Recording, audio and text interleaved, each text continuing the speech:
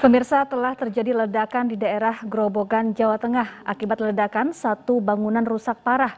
Saat ini polisi masih melakukan olah tempat kejadian perkara untuk menyelidiki penyebab ledakan.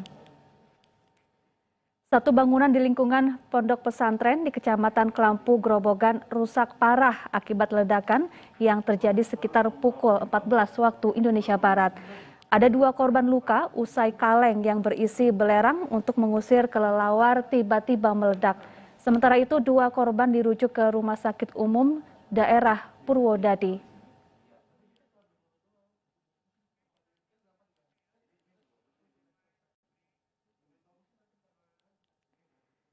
Ya pemirsa, kita telah terhubung dengan Kabid Humas Polda Jawa Tengah, Kombes Pol Iqbal Al-Kudusi. Selamat sore Pak Iqbal. Selamat sore Mbak, selamat sore para pemirsa. Ya Pak Iqbal, seperti apa kronologi terjadinya ledakan di lingkungan pondok pesantren di Grobogan ini Pak? Jadi bahwa benar tadi pukul 14.00 WIB telah terjadi ledakan di sebuah rumah di lingkungan pondok pesantren Jalur Masruh, yaitu Dusun Pesantren Desa Kelambu, Kecamatan Kelambu, Kabupaten Grobogan. Kronologisnya yaitu bahwa korban ini membawa bungkusan yang berisi bahan petasan yang dibungkus dalam paket JNE, kemudian ditempatkan pada kaleng yang menurut pengakuan dari korban ini ditujukan untuk mengusir kelelawar di lantai 2. Itu pengakuan dari korban. Itu Mbak. Iya, satu rumah hangus akibat ledakan. Jadi ledakan ini masuk kategori daya ledak rendah atau tinggi, Pak? Kami belum bisa memutuskan itu Mbak, nanti dari tim lapor yang akan ke TKP Mbak. Sementara masih olah TKP. Untuk korban yang timbul akibat ledakan ini ada berapa orang, Pak? Saya luruskan, Mbak. Jadi korban ada satu, Mbak. Korban luka?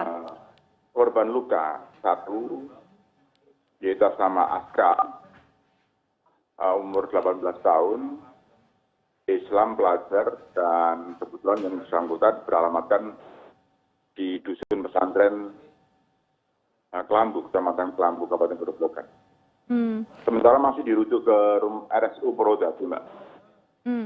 Jadi sumber ledakan ini berasal dari benda yang seperti petasan, begitu Pak? Betul, Mbak. Ya, jadi benda yang seperti petasan yang di dalam box kardus, dalam paket JNE, Mbak. Gitu, Mbak. Baik. Adakah dugaan terkait indikasi terorisme, Pak? Sementara saya belum bisa memberikan statement terkait masalah itu, Mbak. Sementara masih dalam lidik. Kami juga akan termasuk dari tim Cibom dan dari Densus 88 juga akan berangkat sana. Iya. Seperti apa aktivitas keseharian dari para santri di pondok pesantren tersebut? Mengapa sampai ada benda seperti petasan masuk ke dalam lingkungan pondok pesantren, Pak? Itu lingkungan dalam pondok pesantren, Mbak. Kalau aktivitas sehari-hari biasa saja, Mbak. Atau biasa saja, hanya kebetulan tadi di salah satu rumah di lingkungan pesantren itu ada ledakan. Yang menurut pengakuan dari si korban itu digunakan untuk mengusir kelelawar di lantai 2. Nanti akan kita lihat lebih mendalam. Ya, saat ini bagaimana pengamanan di lokasi, Pak? Sementara kami dari Polres Grobogan sedang melaksanakan olah TKP dan pengamanan di sekitar Desa Kelambu, Pak. Barang bukti apa saja yang sudah berhasil dikumpulkan oleh pihak kepolisian sejauh ini, Pak? Barang bukti yang sudah kami dapat kumpulkan untuk sementara, Mbak, ya. Itu ada pecahan kaca, genteng, kemudian ada plastik berisi serbuk belerang, Hmm. Satu box kardus berisi bahan petasan yang pakai BNE, kemudian ada tempat makanan terbuat dari plastik berisi bahan petasan, dan 1 unit HP merek tertentu. Baik, baik, terima kasih Pak Kombes Pol Iqbal Al-Kudusi, Kabid Humas Polda Jawa Tengah telah bergabung bersama kami di iNews Sore. Pemirsa, terlapor kasus dugaan ujaran kebencian Edy Mulyadi mangkir dari panggilan pemeriksaan polisi. Bareskrim Polri melayangkan panggilan kedua terhadap Edy. Edy Mulyadi batal menghadiri pemeriksaan sebagai saksi di Bareskrim Polri hari ini. Menurut kuasa hukum Edy, pihaknya keberatan terhadap proses pemanggilan yang dilakukan Mabes Polri. Menurutnya pemanggilan tidak sesuai dengan Kitab Undang-Undang Hukum Acara Pidana atau KUHP. Sementara itu, polisi menjadwalkan pemeriksaan kedua terhadap Edy. Edy sebelumnya dilaporkan oleh sejumlah pihak atas pernyataannya tentang ibu kota negara sebagai tempat jin membuang anak. Tadi kita sudah sepakat, pihak Mabes Polri akan melakukan pemanggilan ulang. Ya kalau memang ada pemanggilan kita akan datang, saya bilang gitu. Belum dikasih tahu, nanti akan menyusul secepatnya, beliau bilang gitu. Artinya ginilah, Pak Edy tidak akan melarikan diri. Kita akan menghadap secara gentleman, ya sebagai orang warga negara Indonesia. Apapun prosedur pemanggilan itu sepanjang tidak melanggar hukum, kami akan datang. Ya, belum selesai dengan masyarakat adat Kalimantan, Edy Mulyadi kembali mendapat kecaman dari masyarakat Sunda. Masyarakat adat Sunda mengancam akan menerapkan hukum adat terhadap Edy jika proses hukum di kepolisian buntu. Punya sendiri, yang harganya mahal, punya gedung sendiri. Pernyataan Edy Mulyadi yang menyebut Kalimantan tempat jin buan anak menuai kecaman dari masyarakat Dayak. Lalu nyewa. Sejumlah ormas menggelar aksi ritual potong babi dan ayam. Aksi tersebut sebagai bentuk kecaman terhadap pernyataan Edy Mulyadi yang dinilai menghina masyarakat Kalimantan.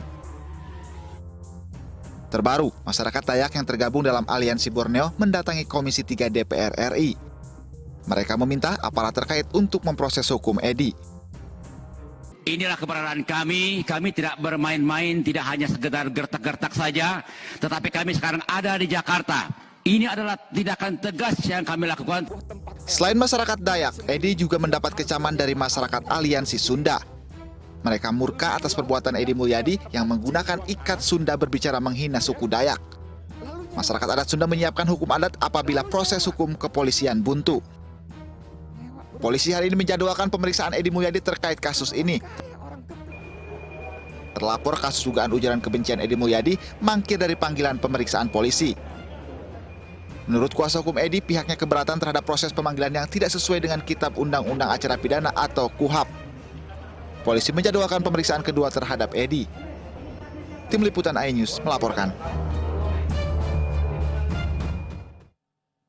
Ya, selengkapnya sudah bergabung bersama kami Ari Mulya Subagja dari Majelis Adat Sunda. Selamat sore Pak Ari Mulya.